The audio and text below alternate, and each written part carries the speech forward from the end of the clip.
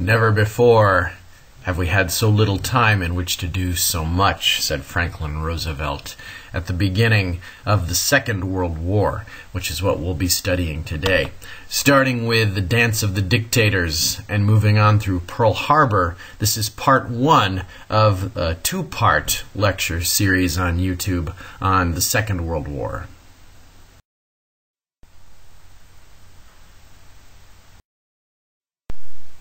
And so we'll begin with Fascist Italy. You'll recall that Italy fought on the side of the Allies in World War I, but only at the very last minute. She switched teams in 1915, and because of that was snubbed at the Treaty of Versailles and did not get the territory that she had hoped to acquire. And so post-war economic depression set in immediately following World War I. It destabilizes the new nation. And you'll recall that Italy had only been unified since 1871. They don't have a long history of togetherness, or they don't have a long history or sense of a nation. Benito Mussolini comes to power in 1919 and declares that he is going to bring order, stability, and prosperity to the Italian peninsula. And to this end, he founds what's called the Fascist Party. It's a right-wing dictatorship in which all interests are subordinate to the state. Those are individual interests, those are your private interests, those are your corporate interests. Whatever interests there may be, they need to be subordinated to the state. He opposes both classical liberalism and socialism. So those would be two different ends of the economic spectrum. Classical liberalism being laissez-faire, and also socialism, which is collectivism. He doesn't like either one. Well, what do the fascists want? The Italian fascists simply do not want to be a minor European power anymore. They want to be one of the big guys. They want to be one of the greats. They have a proud history, you'll recall, the Roman Empire, the Renaissance, etc. But the past few centuries have shown very little for this. They switched teams during World War I. You recall they started off with the Central Powers, and then they ended up with the Allies. And they felt that because of this, they were snubbed by the Versailles Treaty, and they're right. So when the reparations were handed out, Italy walked away with very little. Mussolini puts it this way: fascism does not march against the police, but against a political class, both cowardly and imbecile, in which 4 long years has not been able to give a government to the nation. He's talking about democracy. He's talking about republican governments. Those who form the productive class must know that fascism wants to impose nothing more than order and discipline upon the nation in order to help raise the strength which will renew progress and prosperity. So there is the key ideas in fascism: order and prosperity. Now, order means you must subordinate all of your ideas, all of your wills, your personality to the ruling class. It's essentially everybody in it for the government. What else is there? Well, when we turn to Soviet Russia, we'll find that Vladimir Lenin, who began the Soviet Revolution, the Russian Revolution in 1917, died of a massive stroke in 1924. And so leadership in the Soviet Union passes to the very cruel, very paranoid, very ruthless and tyrannical Joseph Stalin. Joseph Stalin is in part known for his great purges of the 1930s, which are the capture and the execution or the show trial or the banishment of anybody that he considers to be a political enemy of his or an enemy of the state. And the body count is really quite staggering. 60 million people are thought to have perished in these great purges. We don't know the exact number because Stalin did a very good job of hiding the bodies in the vast Siberian wilderness. And thanks to climate change, now every now and then, every spring or so, we'll see that the permafrost releases some of these bodies, and they'll come flowing down some of the rivers and the streams into some of the villages from which they were first taken. And often they'll be wearing the same things that they had when they had vanished. So it's kind of an interesting irony of history that these people are turning up now. Well, Joseph Stalin made great strides to try to catch up with the West. That was his goal, catch up with the industrialization of the West. And so he institutes what's called his 5-year plans, which are huge quotas that he imposes on Russian industry to try to catch up and make these giant industrial leaps. And one of the ways that he does this is he tries unsuccessfully to enlist the help of the American industrialist Henry Ford. Well, as you know, Ford embodies the American version of industrial capitalism and doesn't have a whole lot of interest in going over to Soviet Russia, but I think it's interesting that Joseph Stalin sought to employ him anyway. Joseph Stalin created a cult of personality based on propaganda and terror and was quite effective at doing so. When we look over to Nazi Germany, we'll recall that before Germany had lost World War I, the Kaiser, or the Emperor of Germany, had advocated in favor of a liberal government. And we call that government the Weimar Republic. And this Weimar Republic is not going to last terribly long. You see, they are going to have to take the blame for Germany's loss in World War I and for the country's inability to solve the Depression. Now, neither one of these is the fault of the Weimar Republic. They're brand new and hadn't been in power that long, but nevertheless, the people look at the Weimar Republic as somebody who had stabbed Germany in the back. The Treaty of Versailles exacerbates the problem by forcing Germany to pay an obscene sum to the Allies, mainly Britain and France. So they are not going to be able to repair their economy. They're not going to be able to step up industrial production in a way that's going to benefit them because they owe so much to the Allies. The German mark, the paper money in Germany, becomes absolutely useless. And so this is the situation in which Adolf Hitler comes to power in Germany in 1933 as the leader of what is known as the National Socialist Party, otherwise known as the Nazis. Now, the National Socialist Party, as we shall see, has absolutely nothing to do with socialism. They don't care very much for Karl Marx, and they don't care very much for the ideas that socialists claim to espouse. Nevertheless, they're going to sort of hijack this name and use it to their own advantage. They are anti-democratic, they're anti-communist, and, of course, everybody knows they're virulently anti-Semitic, which means an intense hatred of Jews. Hitler, like Mussolini in Italy, promises to restore Germany's greatness and the territory lost in World War I. By 1935, Germany's democracy had been silenced. The Nazi Party had taken over the press, the police, and the economy. And then the Nazis began a systematic open persecution of its Jewish population, and by 1935 had stripped them of all citizenship in what's called the Nuremberg Laws. But on the other side, people support Hitler because he revived Germany's economy through massive public works, essentially through the rebuilding of the military. Now, this is technically illegal and against the provision of the Versailles Treaty, but the League of Nations doesn't want to do much to enforce the Versailles Treaty because nobody cares to go to war again. So by 1936, as other European nations, and certainly the United States, is struggling with the Great Depression, there is no Great Depression in Germany. And Time magazine looks at Adolf Hitler as the man of the year because of what he has done to solve the problems associated with the Depression in Germany. And so by 1936, Germany is, in fact, a totalitarian dictatorship.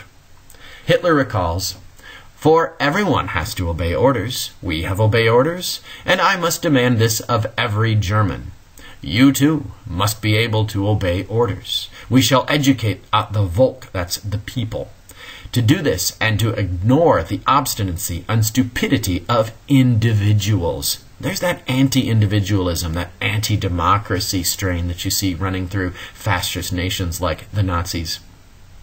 "Bend or break, one or the other. We cannot permit this authority, the authority of the German Volk, to be challenged." So you see that communal aspect, although it's certainly not communism. You see the idea of banding together, we are strong, individually we are weak.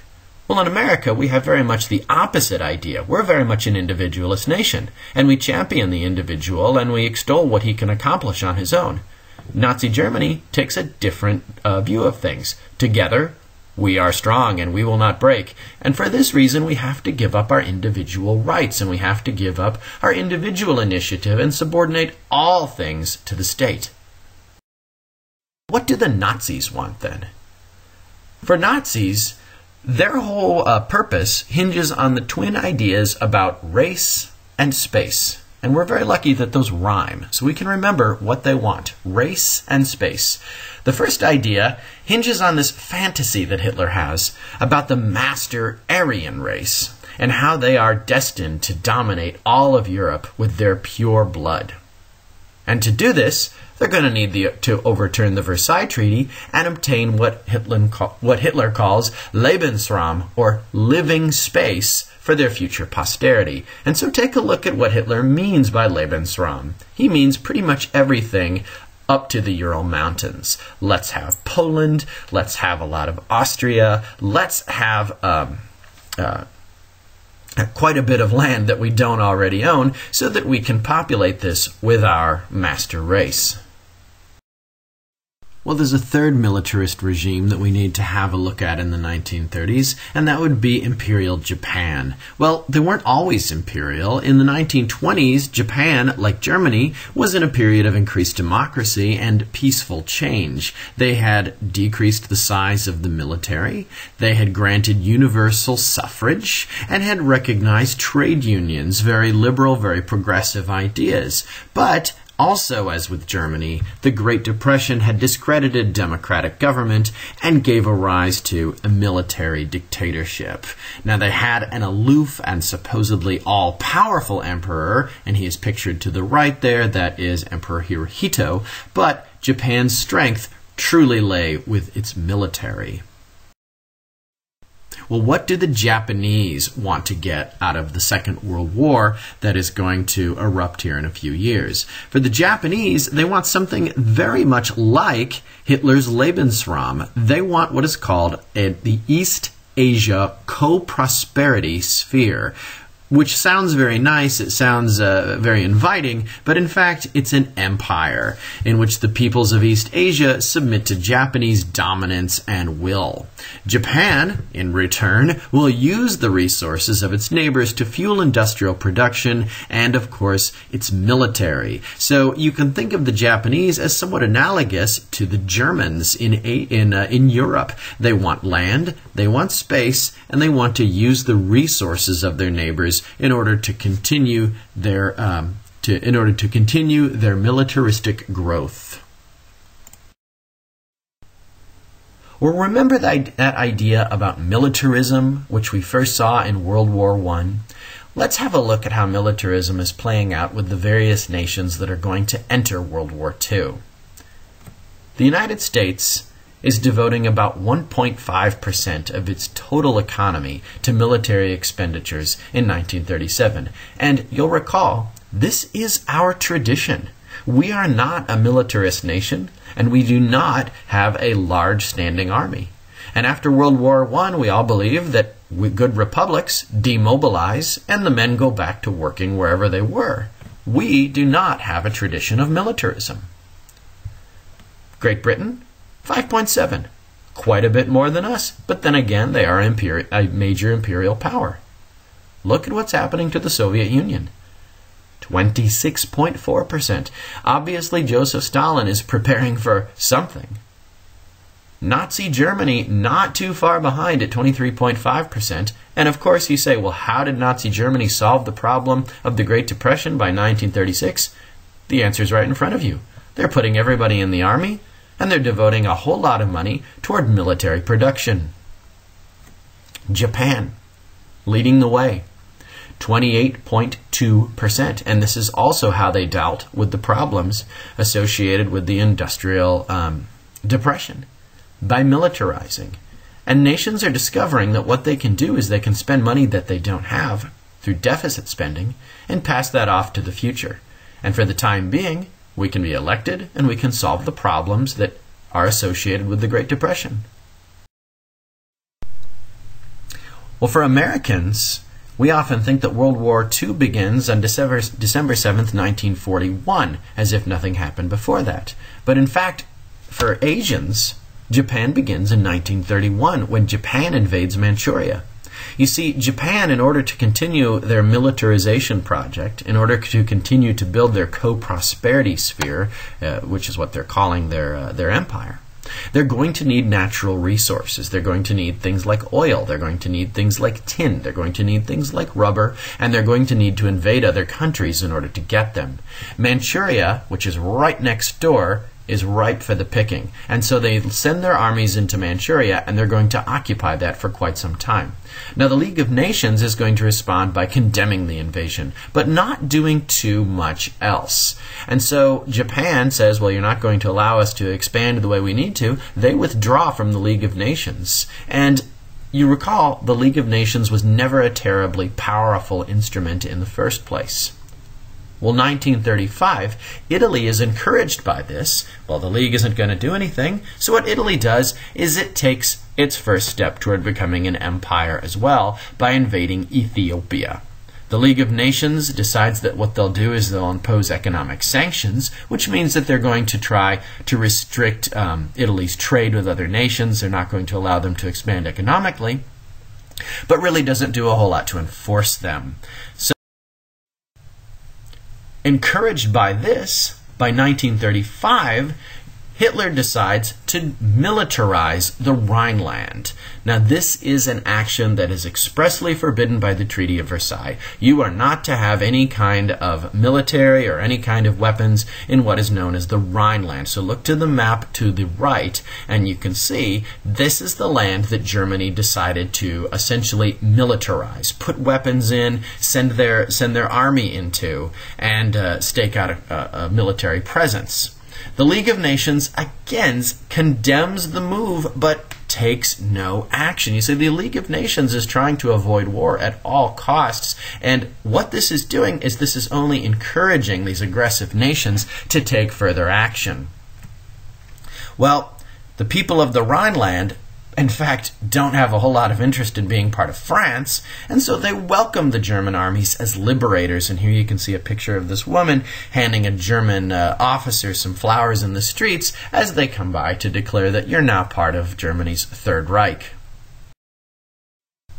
Well, in 1937, another event happens which draws the world's attention to Spain. It's a civil war which breaks out on the Iberian Peninsula. And the two forces that are fighting this civil war are an upstart fascist government which wants to overthrow the existing Republican government and institute a fascist government there in Spain. And what draws the world's attention to this is the players that come in on either side of this conflict. It's known as a dry run before World War II, because look who's fighting. Italian fascists and German Nazis send men and material and support to aid the fascists in Spain. And then you've got the Republican government, which is openly aided by the Soviet Union. And then the question is, what about the United States? What about England? What about France? And what they decide to do is not get involved, thereby dooming Republican Spain to fascism. And Spain falls to fascism and remains a fascist nation until the mid-1970s. But again, this is important because the inactivity of the Allies, the non-response of England and France and the United States, simply encourages Adolf Hitler to take further action. He's saying, look, the Western democracies are going to do nothing if I proceed with my imperial plans. And so in 1937, the same year as the Spanish Civil War, Japan then expands her invasion beyond Manchuria into a full-scale invasion of China. The League of Nations condemns the invasion, but takes no action. This is becoming a pattern with them, as you can see.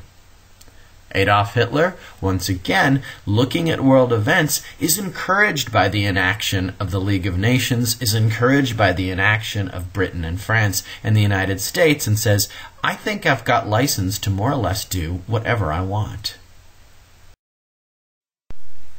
And so in light of world events, Hitler decides it's time to make his move.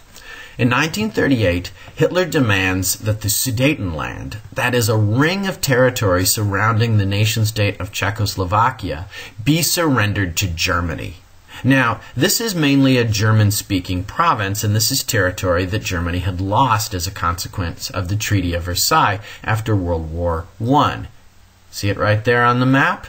This is what he's demanding, that light part, that little ring right around Czechoslovakia. He says, I want it.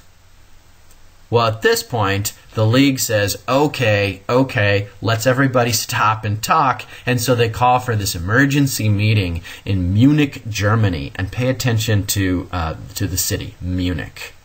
At Munich, the great powers, not the United States, but Britain and France and Germany, all meet to decide what to do about these claims.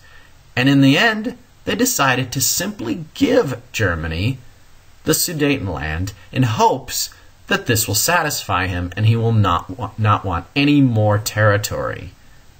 Hitler boldly declares, I want the Sudetenland. This should be mine. And there's Neville Chamberlain of the United Kingdom saying, yes, of course. Will there be anything else? Just please, make no more further demands. So this event becomes known infamously as the Munich Pact of 1938, in which England and France sell out the Sudetenland in hopes that Hitler will be satisfied and he will make no more territorial demands, and we can hopefully avoid a wider war. This is a policy which is known today as appeasement. Now, appeasement has a really bad connotation for most people, and rightly so. The idea is you give an aggressor what he wants. In this case, Hitler wants the Sudetenland, and so we'll say okay to that in hopes that we can make you satisfied and maintain the peace. The cartoonist, the child's author, Dr. Seuss, recalled appeasement. As you can see, there's the guy in the center, the appeaser, who's being surrounded by all of these nasty-looking monsters, and they've all got Nazi swastikas on them. And he says, remember, one more lollipop, then you all go home. And of course, we all know the Nazis don't just turn around and go home, do they?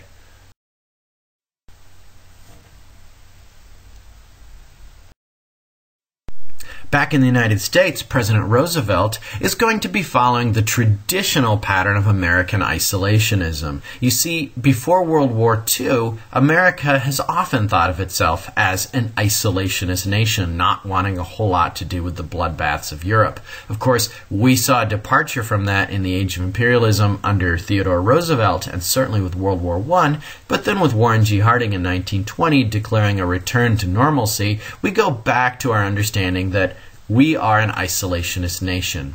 Now, to this end, Franklin Roosevelt is going to extend formal recognition of the Soviet Union in 1933. We had not officially recognized the Soviet Union when they became a communist nation in 1917. Now, this is not because Roosevelt is trying to take steps closer to communism or have any kind of official relationship with them. What he's trying to do is stimulate trade. If we can trade with the Soviets, then perhaps we can help bring ourselves out of the Great Depression. And one thing that the Soviets need is grain. They hit a major famine and are needing a lot of grain to feed this growing army of theirs.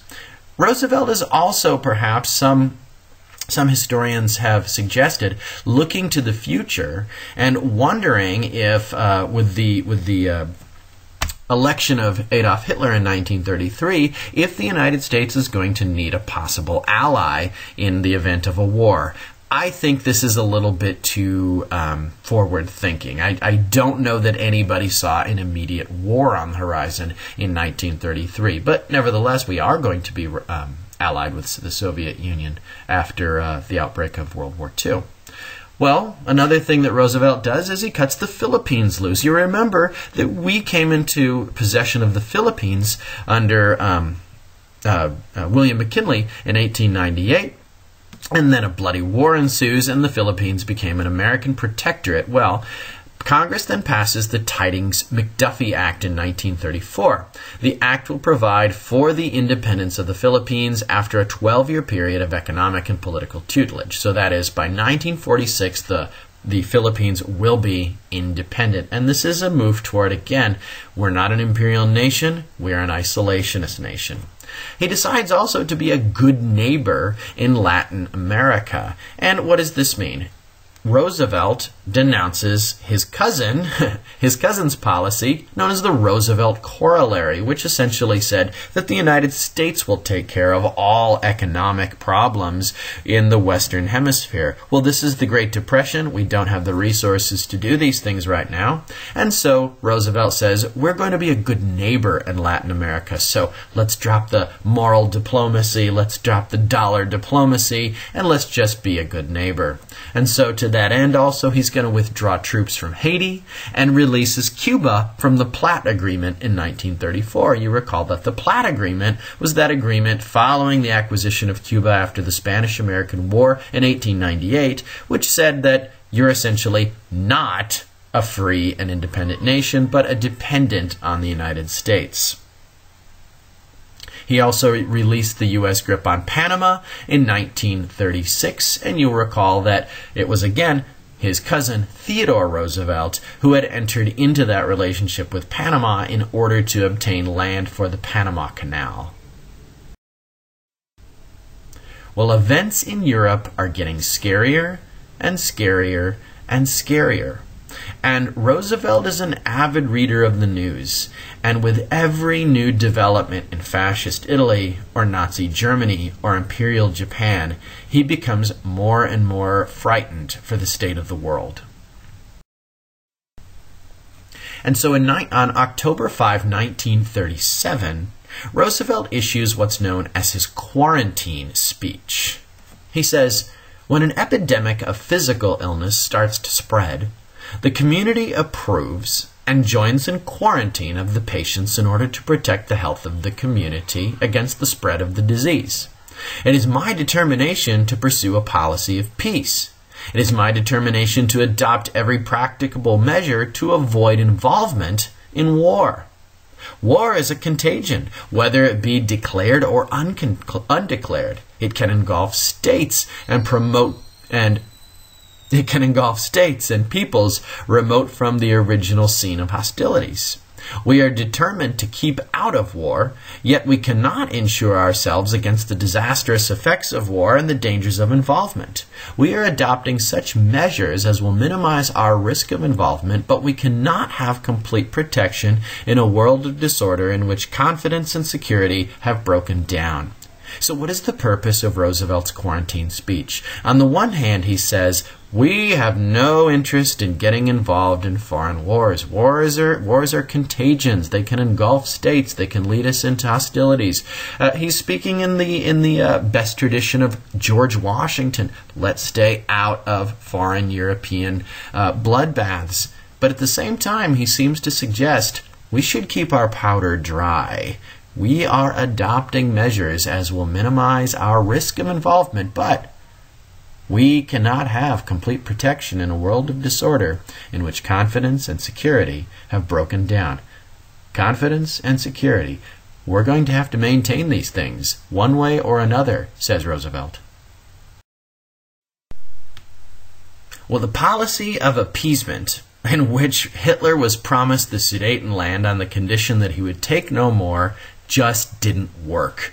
He violates the Munich Pact in 1939 and invades all of Czechoslovakia, taking with him not just the Sudetenland, but the entire independent nation of Czechoslovakia. And you can see the picture on the left of these people forced to give the Heil Hitler as the tanks roll by. The woman that you can see furthest to the right is clearly not happy about it. I'm not sure what that woman on the left is thinking.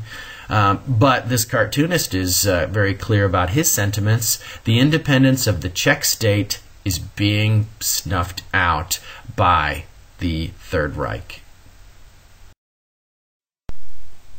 Well, after the invasion of Czechoslovakia, Germany wastes very little time and invades Poland in 1939.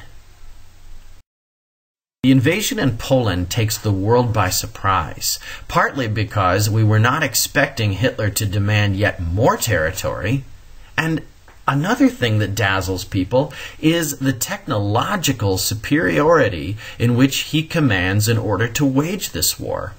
The entire package is called Blitzkrieg, and it means a lightning war. It happens in stages. First are massive airstrikes. Now that may not seem very innovative to you from the 21st century. We've seen these things in the shock and awe campaigns in Iraq, and certainly in wars like Vietnam. But in 1940, massive airstrikes are a new thing. Airplanes are a relatively new thing. Aviation only beginning to become practical in the 1920s. And so from the 1920s to 1940, you have now seen something as seemingly innocuous as the flight at Kitty Hawk to this Blitzkrieg, in which these massive German planes are taking off and just bombing the hell out of these Polish cities. Stage 1 is to annihilate whatever's on the ground with airstrikes.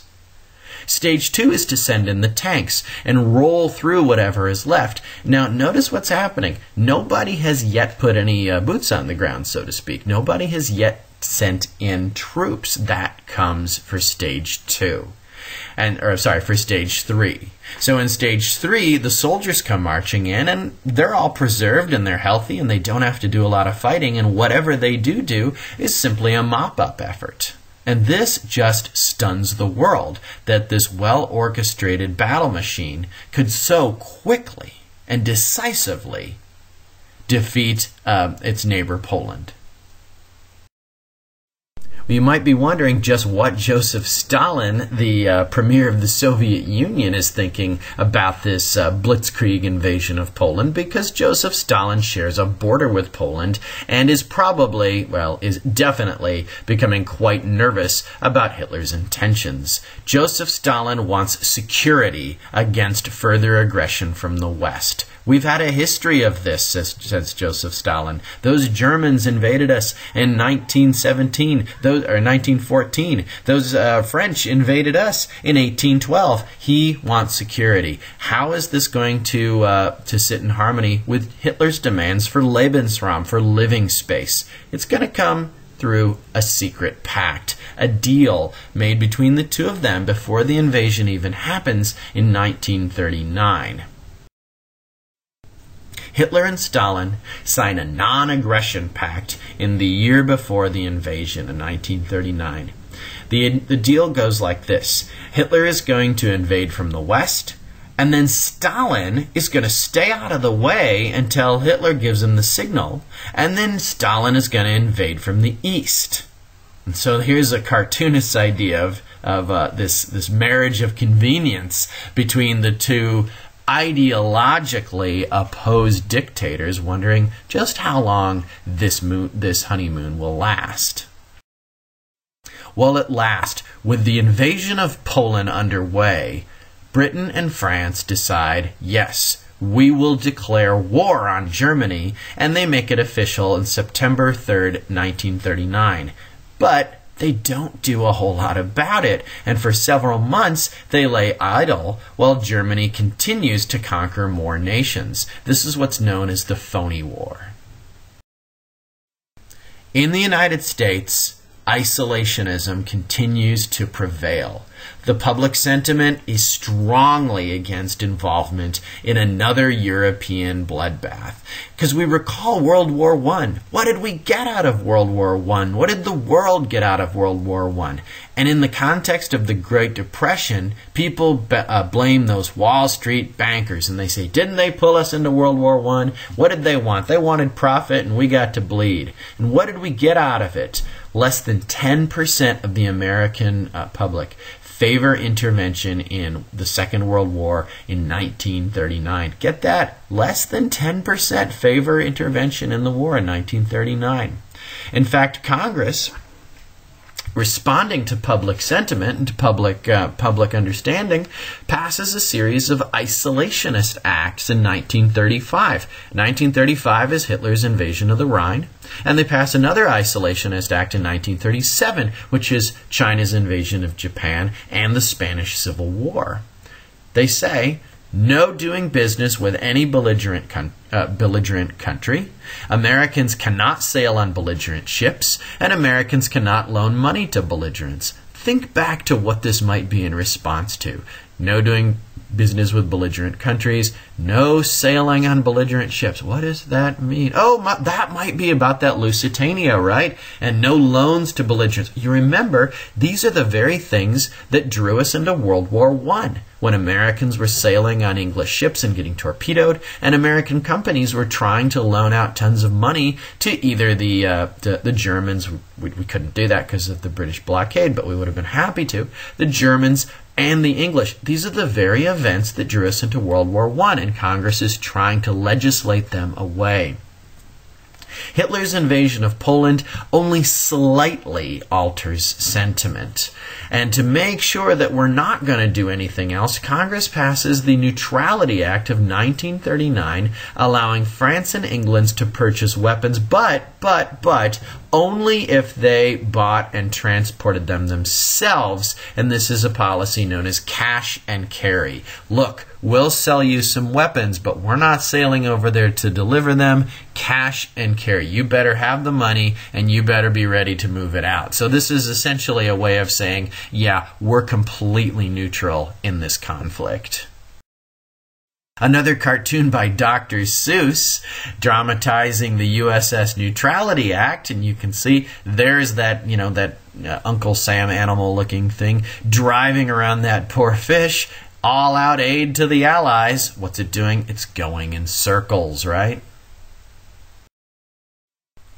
Here's another one by Dr. Seuss. There's the Neutrality Act sitting on that stump, and there's the aid that will win this war, says the ship, and it's being tied down by America's neutrality. Dr. Seuss is obviously part of that 10% that believes there should be intervention in the Second World War. He is not like most Americans who, as late as 1939, believed that we should not have anything to do with this European conflict.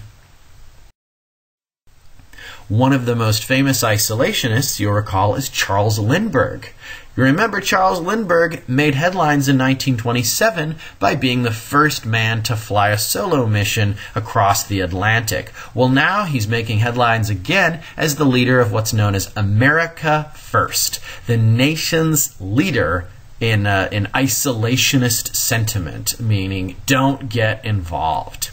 Charles Lindbergh gives a speech in 1939 in which he says, "We must band together to prevent the loss of more American lives in these internal struggles of Europe." Here we go. This has everything to do with Europe and nothing to do with us. "We must keep foreign propaganda from pushing our country blindly into another war.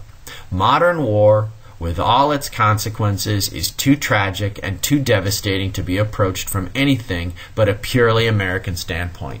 We should never enter into a war unless it is absolutely essential to the future welfare of our nation."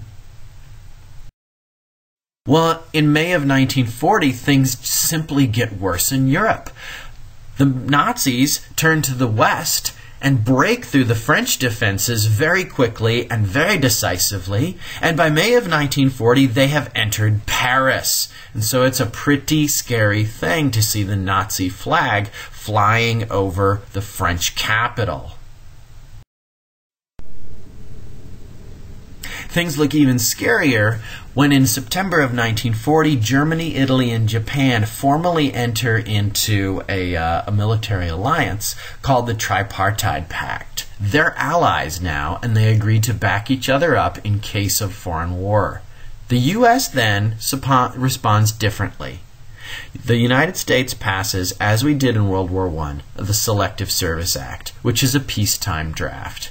It is going to put 1.2 million men in uniform and 800,000 in the reserves. Now, this is not a declaration of war, and this is not a commitment to war. This is a preparedness act. Well, the election of 1940 comes around, and you'll recall that the things that we're talking about is not really the war, but the Depression. The New Deal still is in full swing, and Franklin Roosevelt wants to run for not a second, but now a third term as President of the United States. He is opposing the Republican, a man named Wendell Wilkie. Of 1940, Roosevelt versus Wilkie. Roosevelt pledges to continue the New Deal, and, Wilkie pledges to continue the New Deal. Roosevelt pledges to support the Allies in the war should it become necessary. Wendell Wilkie also pledges to support the Allies in the war should it become necessary. Franklin Roosevelt says, hey, I've already been here for 2 terms, I'm Roosevelt, and Wendell Wilkie, well, the best he can offer is, well, I'm not Roosevelt, but I could do all those things better. Well, so 1940, it's a pretty clear win for Roosevelt. Wilkie takes a few states in the Northeast and the Midwest and a few in the West, but then the 2-term limit has been broken for the first and for the only time in American history. Now, this was never part of our Constitution. Nobody ever said that the president can only serve 2 terms. It was George Washington who set that precedent, and it is Franklin Roosevelt who broke it.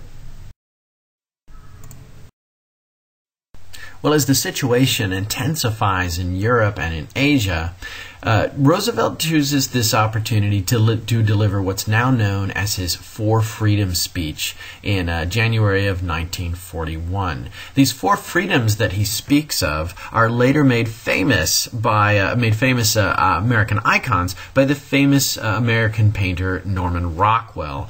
The 4 freedoms of which he speaks, the 4 freedoms that Roosevelt says the Allies are fighting for, are the freedoms of speech, the freedom of worship, the freedom from want, and the freedom from fear. So even closer up now, here you go. This is Norman Rockwell's painting, Freedom of Speech. Norman Rockwell's painting, Freedom of Worship, Freedom from Want, and Freedom from Fear. Well, in the meantime, Adolf Hitler has proved himself to be not a very good ally when he broke his non-aggression pact with the Soviet Union, thus effectively stabbing his one-time ally Joseph Stalin in the back in June of 1971, and then he goes about in launching a full-scale invasion of the Soviet Union that same year, the invasion known as Operation Barbarossa. And then Nazi bombers then begin a sustained attack on Great Britain, which is known as the Battle of Britain in the summer and autumn of 1941. And the British take to living in extreme conditions just to carry on their daily routines. There they are, living in the tubes, that is, in the underground subway system that goes through London. They come up on top during the day when the bombers are less likely to fly, and they carry on their normal routines. But the bombers create immense devastation to London, and they go as far north as Newcastle, bombing cities and attempting to bring the British into submission. Perhaps the credit for holding England together during the dark days of the Battle of Britain belonged to the Prime Minister at the time, Winston Churchill. He gives some of the most memorable speeches, full of the most muscular and inspiring prose to come out of the Second World War. Here's a sampling of some of these great speeches. Hitler knows that he will have to break us in this island or lose the war. If we can stand up to him, all of Europe may be free, and the life of the world may move forward into broad sunlit uplands. But if we fail, then the whole world, including the United States, including all that we have known and cared for, will sink into the abyss of a new dark age made more sinister, and perhaps more protracted by the lights of perverted science. Let us therefore brace ourselves to our duties, and so bear ourselves, that if the British Empire and its Commonwealth last for 1,000 years, men will still say, this is their finest hour. In another speech given on June 4, 1940, Winston Churchill says, even though large tracts of Europe and many old and famous states have fallen or may fall into the grip of the Gestapo, that's the Nazis, and all of the odious apparatus of Nazi rule. We shall not flag or fail. We shall go on to the end. We shall fight in France. We shall fight on the seas and oceans. We shall fight with growing confidence and growing strength in the air. We shall defend our island whatever the cost may be. We shall fight on the beaches. We shall fight on the landing grounds. We shall fight in the fields and in the streets. We shall fight in the hills. We shall never surrender. This is one of the more famous speeches, and it resonates in the ears of every Briton and even with most Americans. And I think that there's a really a deeper reason than just what you see printed in front of you.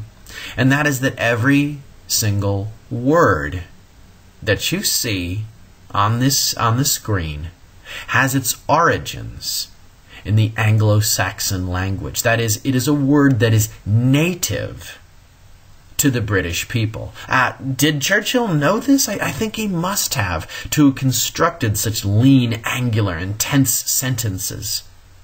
All of them having their origin with the Anglo-Saxon people. All of them native words to Great Britain, except for one.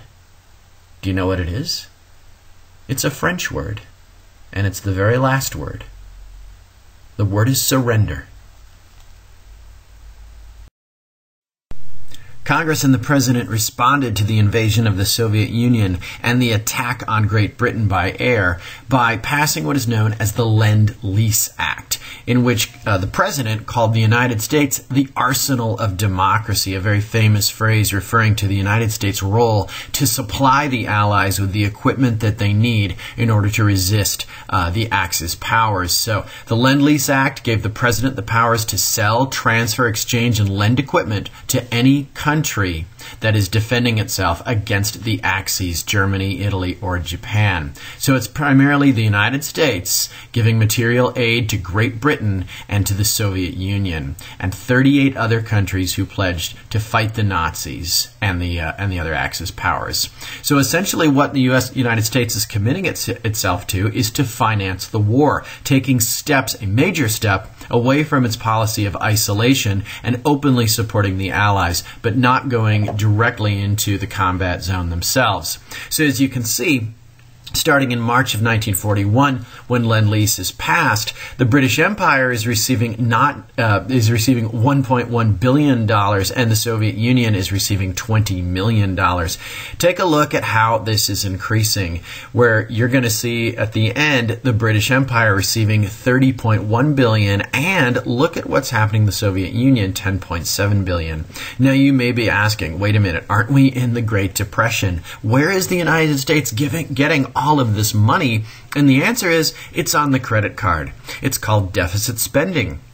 And it's precisely the sort of thing that John Maynard Keynes had advocated back in 1937. And it's happening. And it's happening on a massive scale.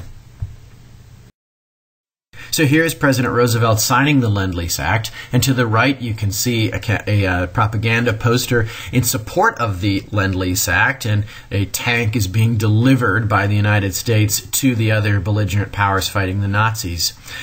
In order to justify this, Franklin Roosevelt uses a famous analogy, which is known as the fire hose analogy. He explains it like this. Suppose my neighbor's home catches fire, and I have a length of garden hose 4 or 5 meters away, 400 or 500 feet away. If he can take my garden hose and connect it up with his hydrant, I may help him to put out his fire. I don't say to him before that operation, neighbor, my garden hose cost me $15. You will have to pay me $15 for it. No, I don't want $15. I want my garden hose back after the fire is over. So Franklin Roosevelt is making constructing this analogy, making this comparison between a garden hose and the war material that Great Britain and the Soviet Union will need to fight the Nazis. Well, one of his more cynical opponents in Congress makes the remark that these are tanks and weapons and submarines. It's like chewing gum. You don't want it back. Dr. Seuss, of course, adding his 2 cents to the discussion. He doesn't think too much of Lend-Lease, does it? There's Uncle Sam simply dumping a bunch of war material into the drink.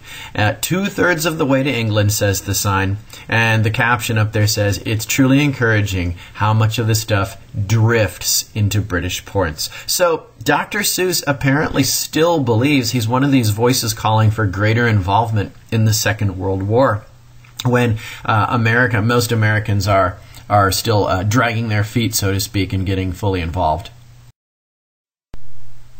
Another step away from our neutral policy and toward full involvement in the Second World War happens in August of 1941, in which FDR and Roosevelt meet secretly on a ship off of the coast of Newfoundland.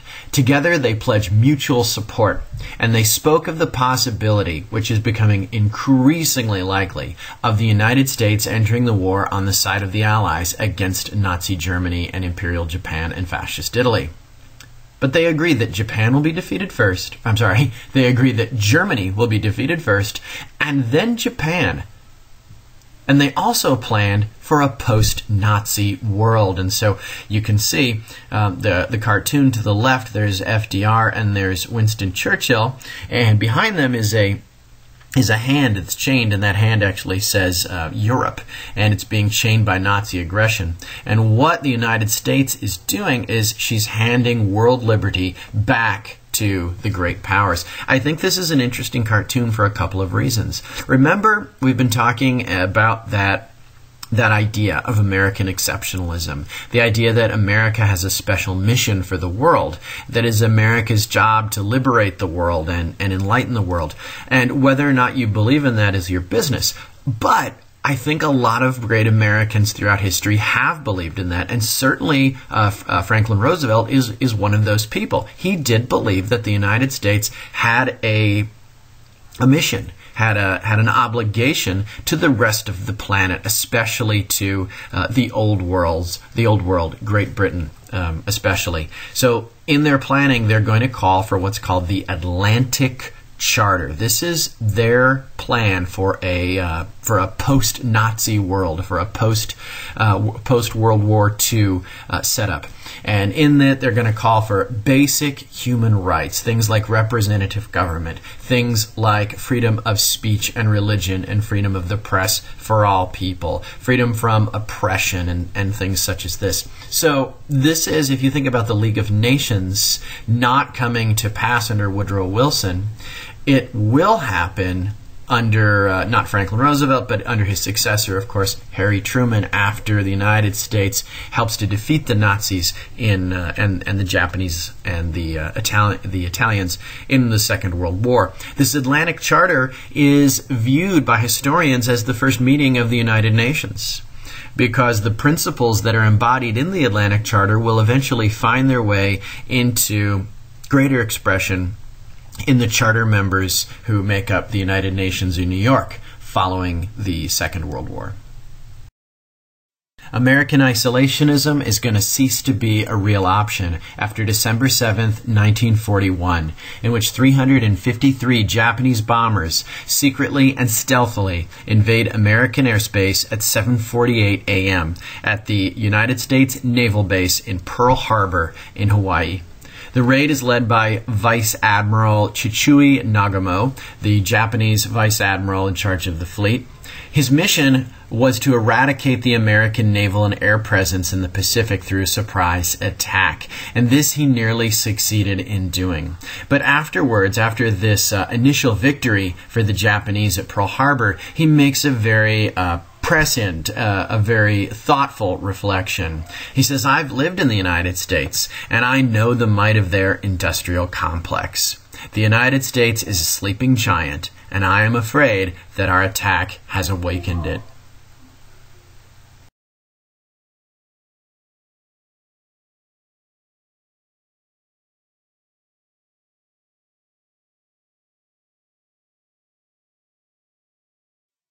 James F. Anderson, one of the men who was there on December 7th, 1941, recalls, "I saw more planes coming in, that is, Japanese planes, passing over Battleship Road, dropping bombs.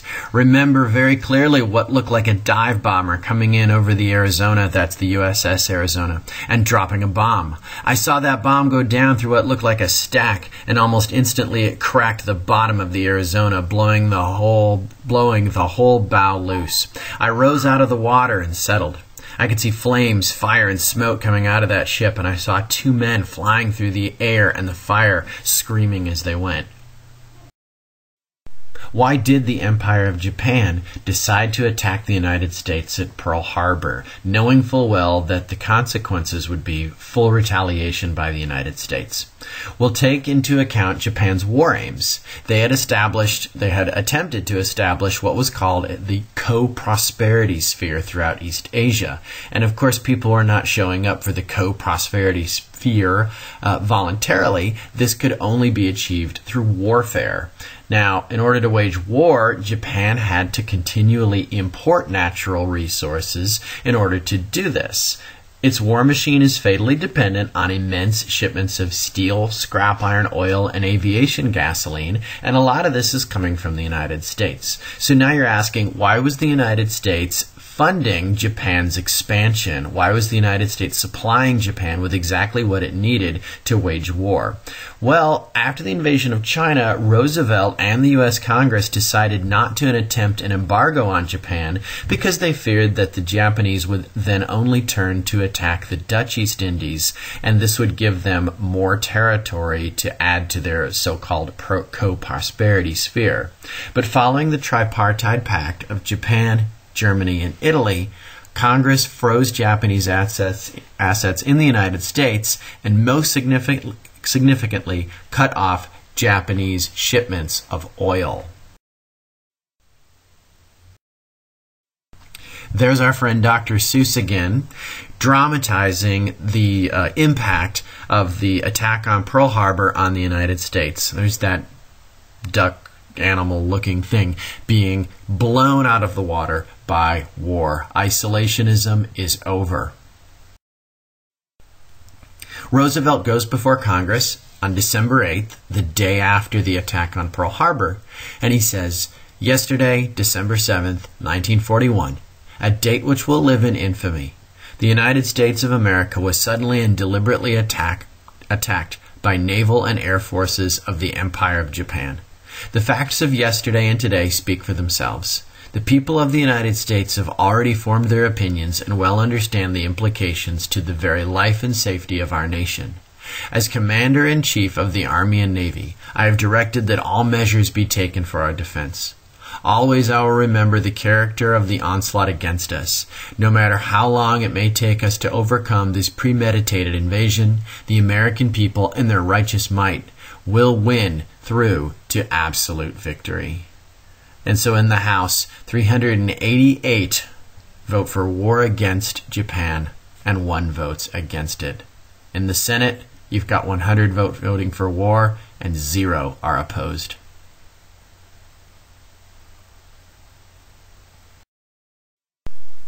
Well, by the United States entering the Second World War, the economy is kicked into full gear. In fact, the U.S. economy stood up and saluted during World War II. The United States government issued massive military orders to private industry, over $100 billion in 1942 alone. And this almost instantly soaked up the idle industrial capacity of the still lingering Great Depression. FDR and the Congress organized the War Production Board, or the WPB. They are charged with converting the peacetime economy into one that is fully geared for war. So take note of what's happening. Just as in World War I, the United States is going to convert a peacetime economy into a wartime economy. And just about every available industry and every available resource is going to be directed to winning the war. So, for example, 4 billion bullets are going to be produced. 300,000 aircraft are going to be produced. 76,000 ships. 86,000 tanks. And 2.6 million guns, all to be created by idle U.S. industry that had not been utilized because of the effects of the Great Depression, are now going to be kicked into full gear. Well, you're looking at a picture here of the Ford Motor Company, and this may surprise you a little bit because you're wondering, where are all the Fords? Where are all the automobiles? During the Second World War, the Ford Motor Company stopped making automobiles, and it poured all of its resources into the war efforts. Ford built 8,000 what are called B-52 Liberator bombers, almost a single unit a day. The assembly line found its new patriotic purpose in war production during the Second World War. Ford wasn't entirely happy about this. He didn't like the idea that the United States could move in and essentially take over his industry, but he felt it was his patriotic duty nonetheless. Now, Ford refused to profit from this. He wasn't going to personally gain. He said he would do this, but he wasn't in it to make money. He didn't feel it was right that he should personally profit from the manufacturing of war material, but he wasn't going to openly oppose it either. Another example of private industry being retooled and repurposed for the war effort is with Kaiser's shipyards. Henry Kaiser is owner of America's largest commercial shipyards, and he's going to convert his West Coast facilities into construction sites for what are known as Liberty ships. He's going to turn out one of these essential weapons of war in less than 3.5 days. One unit in less than 3.5 days.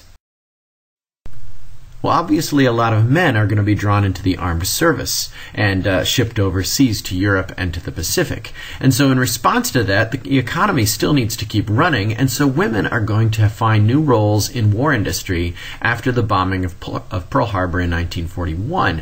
In fact, more than 6 million women are going to take jobs outside of the home. Over half of them had never worked for wages before. This doesn't mean women didn't work, of course. Women certainly do work, but over half had never worked for wages in the industrial economy. Now, so many of them were mothers, so that the government was actually obliged to set up some 3,000 daycare centers so that a lot of these women would be able to go and work in the war industries, and their children would have a place where they would be looked after. Another place where we want to highlight the contribution of women in the Second World War is by looking at the WACs, or the Women's Army Auxiliary Corps, established by Massachusetts Congresswoman Edith Nourse in 1943. She introduced the bill into Congress, and it was approved. This is a little bit misleading. They're not actually an auxiliary. It was part of the Army, and they received the same benefits as men. Over 350,000 women serve in the WACs, 15,000 served abroad, and over 600 received medals. Those women who served in the Women's Auxiliary Corps did not see combat. They were utilized as clerical workers, truck drivers, instructors, and lab technicians, but not put into fighting roles or combat roles. Take a look at these two graphs right here. The one at the top is showing you industrial output during the Second World War.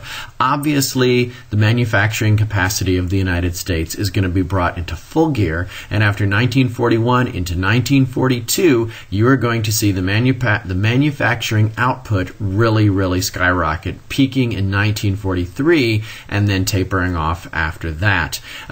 Take a look at what's going on down below at the second graph. Where's government getting the money to do all this, you might ask? Weren't we just in the Great Depression? Well, yes, we were. And this is what is happening to government deficit spending during the Second World War.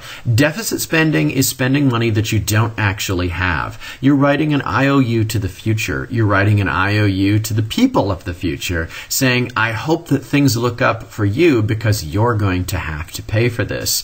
Now, you might say, well, that's awfully irresponsible of the federal government. Maybe you're right, maybe you're wrong. But look, we've got to defeat Hitler. This is absolutely essential. The Axis powers must be defeated. And right now, deficit spending is the way we're going to do it. So in 1939, you can see we weren't really spending a whole lot to get out of the Great Depression. John Maynard Keynes suggested that we did, but Roosevelt was actually quite conservative in his deficit spending. Come 1940, 1941, you see Lend-Lease kicking in. You see a lot of those, Programs related to war manufacturing kick in, and by 1942, deficit spending is at an absolute all-time peak. It goes down again after 1942, but we're going to see that rise again once we head into the Cold War.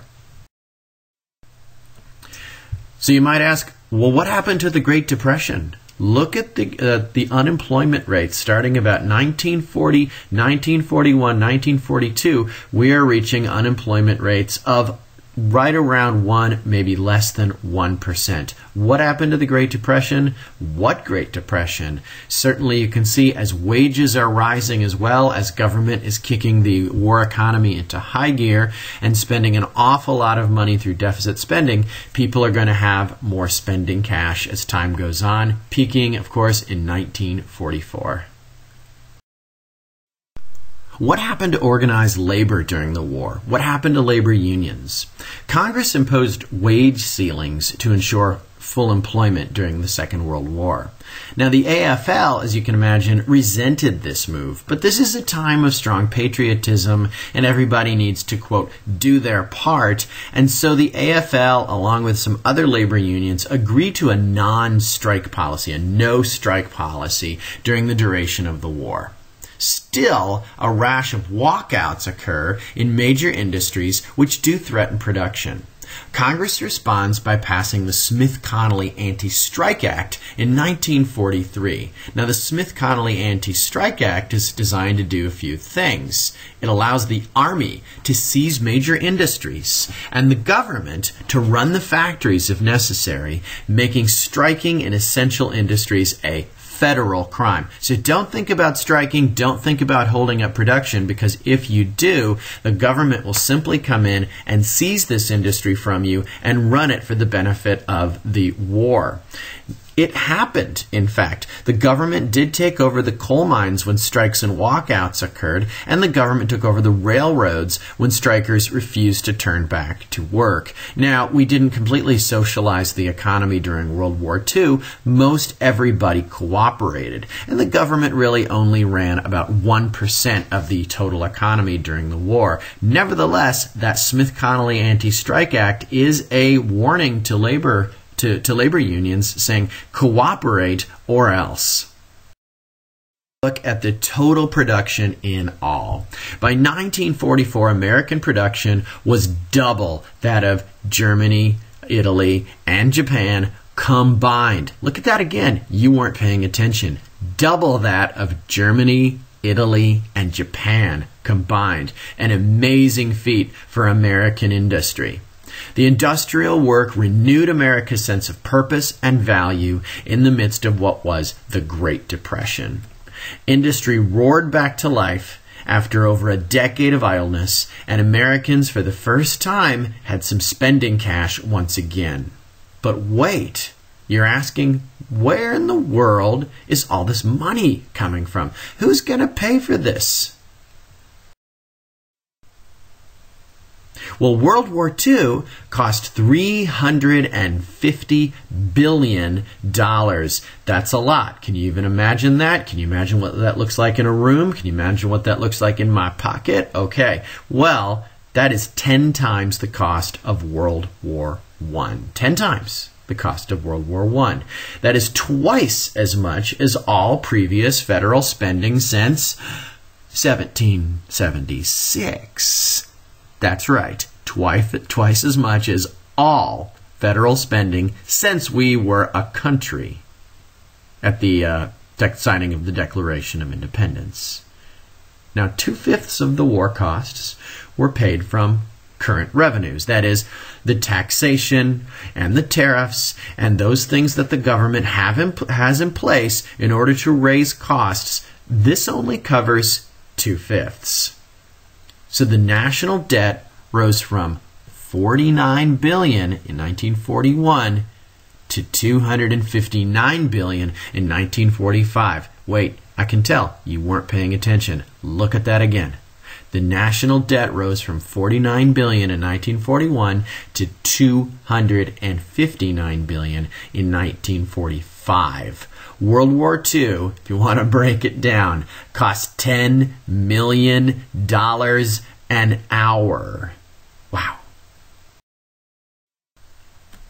Well, what about war bonds? Didn't that do a lot of it? Didn't you recall in World War I, the government had asked people to loan the federal government some money so that they can carry out the war? Didn't war bonds pay for some of this? Yes, war bonds did, but Americans could not purchase enough to pay for the total cost of World War I. $10 million an hour.